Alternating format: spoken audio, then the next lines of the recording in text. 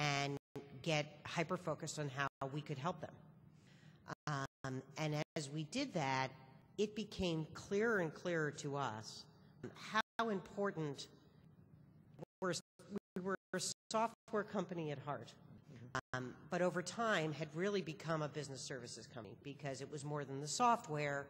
People needed help. The recession got us hyper-focused on the power of it, of really understanding that it was more than just social media marketing. Our customers needed the know-how. What are good practices? What are practices that might get you in trouble? So it was not just software, but it was know-how and it was coaching with a personal touch. We had always done all three of those, but I think we were a software company at heart.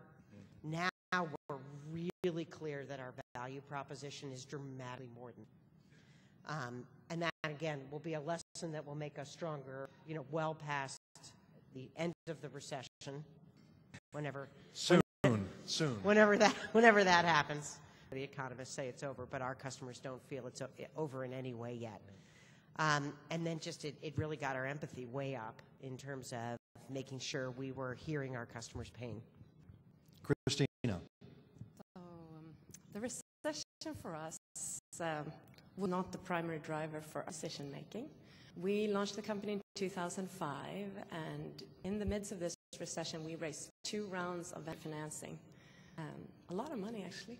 $100 million came into the company during this time. We scaled our manufacturing, and we became a real company. We exited the development phase and came into basically the early stages of an operating company. We deployed Six Sigma and 5S manufacturing techniques and scaled those processes. We put in place product management, and we're now basically building a sales team around the company. And we triple our revenue this year. So that's easy to do maybe when you're a young company, but the story is always your first million is your toughest one, So I feel we are, of course, affected because what happens really is that Japanese and Korean giants are dumping prices to stay in market. Not the recession per se, the competition of the big guys. So underdog. And we need people like you to pull us through. And frankly, I'm grateful for all the people that care and that embrace that, because I think with the American entrepreneurship, we'll survive this. David, I want to phrase the question slightly different for your company. In the last quarter, from what I understand, your revenues were up 58%. I assume the company has felt the recession. You've also managed to grow the company during that time. Yeah, we've grown significantly. You mentioned sort of a 5X growth in the last couple of years. And quite simply, that's because we are in the business of saving commercial and industrial businesses money. And the recession, I think, has really increased awareness about energy consumption, its effect on the bottom line, has had organizations in boom times that may not have as much attention to that level of management that are really starting to use our applications and care about the data and care about how they're connected to the market, how they're consuming electricity. We're paying businesses to make better use of energy. We're a business that's about basically doing more with less and making the grid more efficient. So, in difficult credit times and overall economic times, our message resonates even louder than it does in boom times, I'd say. We're going to open the floor to questions, and we have microphones, mobile microphones here, I believe. And if you have a question, raise your hand. Please don't address us until the microphone is close by, so we can hear you.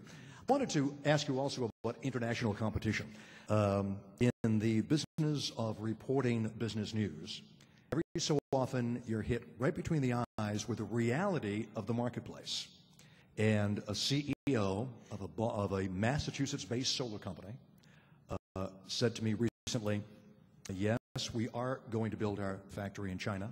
One big reason, the Chinese government came to visit me, saw our operation, came back in 4 months with an offer to totally finance the construction of the plant at a 0% interest with no payment for 5 years.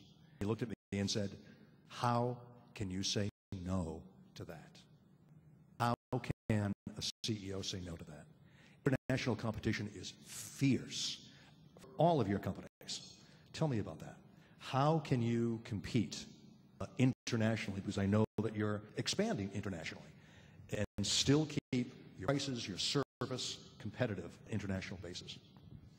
Yeah, I think the key for us and for many is to partner with people from those nations, not to run a global organization where the hub is anywhere in the States for us and here in Boston, and only the spokes are out globally.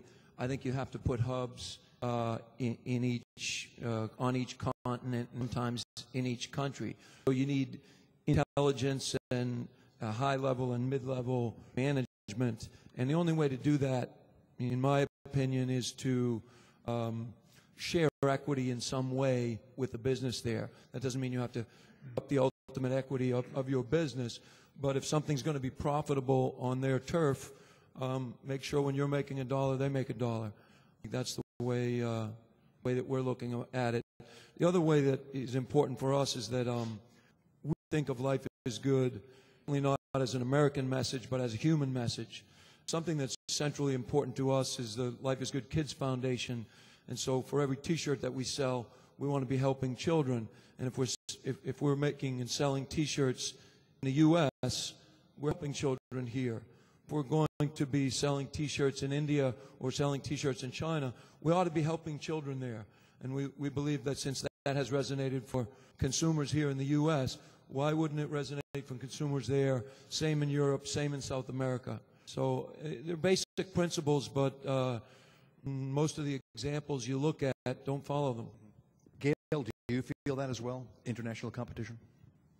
We see international as more of an opportunity than a competitive threat at this point, having been really the leaders in making email marketing accessible to small business. We think we have an opportunity to do that internationally, or just starting to do that. We're successful in English-speaking countries so far, really just putting our plan together for broader internationalization. We worry a little less about international competition because so much of our value add is intellectual capital and know-how, and that is less of a price, kind of low-cost labor game and more of an expertise game in a rapidly changing marketplace. Frankly, most of the change is being driven out of the U.S., right? Facebook and Twitter and LinkedIn and all the changes going on in internet marketing are starting here. So being here and linking from here out to the world, we think has some international competitive advantage, actually. So less worried about international competition, more see it as an opportunity. Christina, I understand your company has been international from day 3. So we have operations today in Hsinchu, Taiwan. We have our manufacturing there too.